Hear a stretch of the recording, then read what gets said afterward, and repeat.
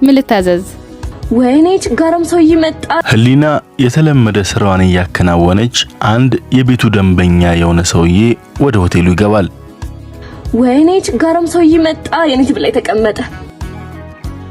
ታዲያ ይቀመጣ ምን ችግር አለው? ታስተናግጂዋለሽ።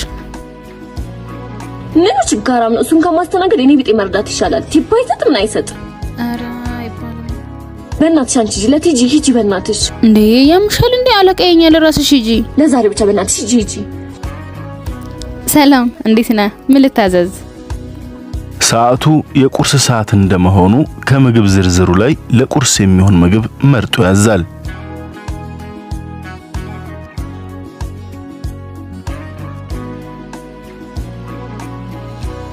ታለሽም ቲፑን ጥርግርግ አድርጎ ነው የሚወስደው። ፈንታ ያስቀርልሽም።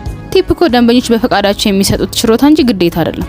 እኛ ደግሞ ደሞዝ እስከተከፈለን ድረስ አክብረን ማስተናገድ ግዴታ አለብን። ደግሞ ቸግሮት ቢሆን ሰው እኮ አይታወቅም። አይ እንጂ የኛ ተቆርቋሪ።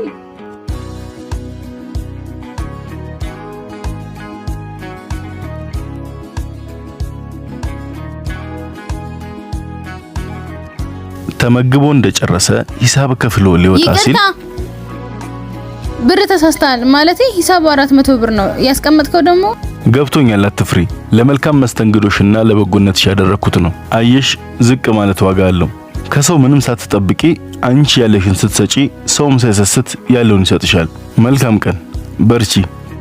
አላልኩሽም? መልሱ እንዳለ ጠራርጎ ወሰደው አይደል? እንደውም ብዙ ነው ያስቀመጠው። እንካፈለው። አረም ያለውስም አንቺ ነሽ እኮ ያስተናገሽው። ችግር የለውም።